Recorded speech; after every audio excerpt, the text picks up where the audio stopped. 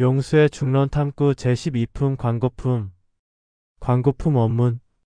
스스로 만들거나 타인이 만들거나 함께 만들거나 인이 없이 만들어지거나 이와 같은 모든 고통은 과에서는 맞지 않느니라.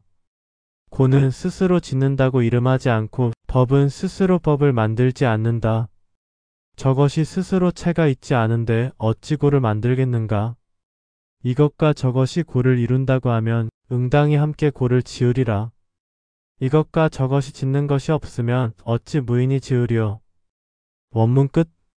용수보살의 중론에서 12번째로 나오는 주제는 광고품으로 괴로움의 이치에 대해 비추어 보고 관찰하는 대목이다. 그러면 용수의 중론에서 괴로움의 이치인 광고품에 대해서 해석해보자. 모든 괴로움이란 스스로 만들거나 타인이 만들거나 함께 만들거나 원인 없이 만들어지거나 결과적으로는 맞지 않는다. 괴로움은 스스로 짓지 않고 법도 스스로 만들지 않는다. 스스로 본체가 없는데 어떻게 괴로움을 만들겠는가? 이것과 저것이 괴로움을 만든다면 당연히 괴로울 것이다. 이것과 저것을 만들지 않는다면 원인을 짓지 않기에 괴로움이란 없는 것이다. 해석 끝. 자신이 존재하는 한은 괴로움은 항상 자신을 따라다닌다. 괴로움의 산을 넘으면 다른 괴로움의 산이 다가온다. 마치 자신만을 위한 끝없는 괴로움의 시나리오가 전개되는 듯하다. 그러나 이는 자신 혼자만 유독 괴로운 것이 아니라 존재하는 모든 생명체의 공통점이다. 강한 괴로움이 다가오느냐 아니면 약한 괴로움이냐의 정도 차이와 괴로움을 크게 느끼느냐 아니면 적게 느끼냐의 강도 차이만 있다. 괴로움은 크게 보면 구체적 괴로움과 막연한 괴로움 두 가지다. 또한 내적 괴로움과 외부에서 들어오는 괴로움으로 구분하여 볼 수 있다. 구체적인 괴로움은 현실에서 다가오는 직접적인 문제들로서 자신이 직접 문제를 해결해야 하는 경우이다. 반면 자신의 마음이 만든 막연한 괴로움은 과거, 현재, 미래에 대한 괴로움으로 회피의 대상이 되는 경우이다.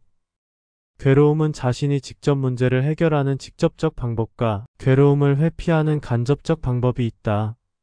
즉, 괴로움이 발생하면 빠르고 정확하게 대처하는 방법과 괴로움에서 벗어나 괴로움 자체를 잊어버리고 망각하는 방법이다.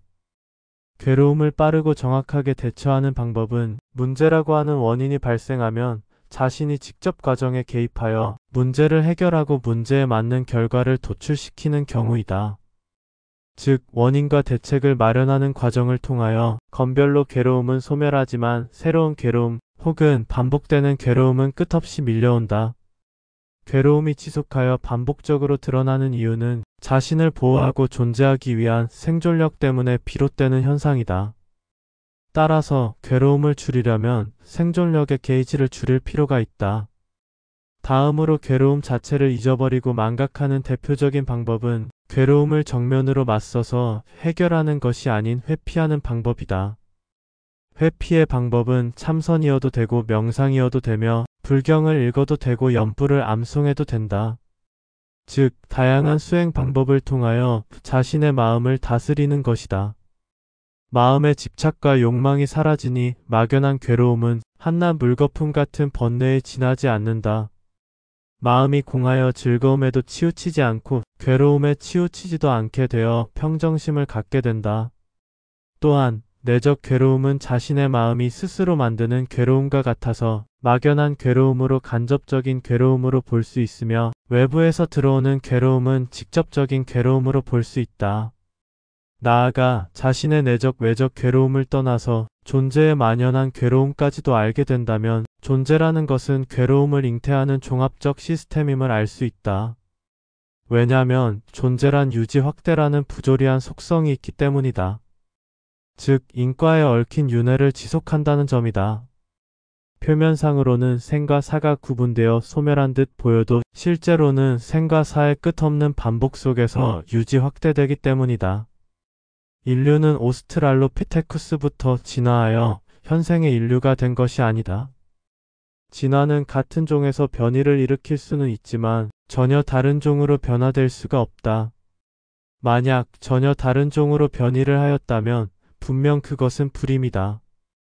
즉 불가능한 일이지만 사과와 배가 만나서 사과배가 되었다면 그 사과배는 열매를 맺지 못하는 불임이 된다.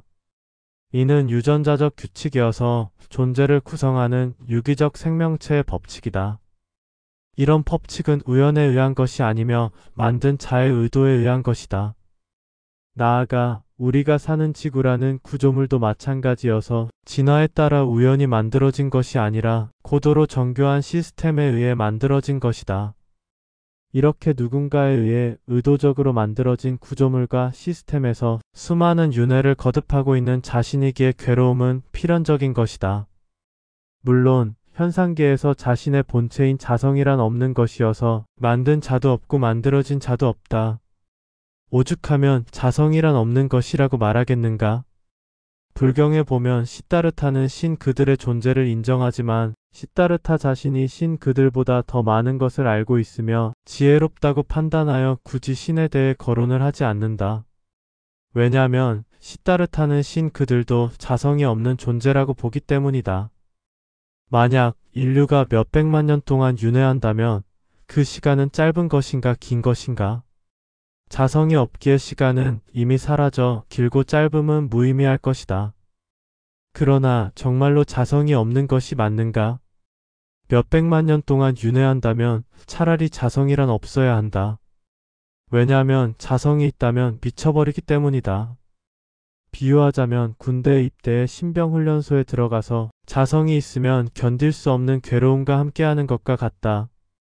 올해는 유난히 노란 나비가 주위를 많이 맴돈다.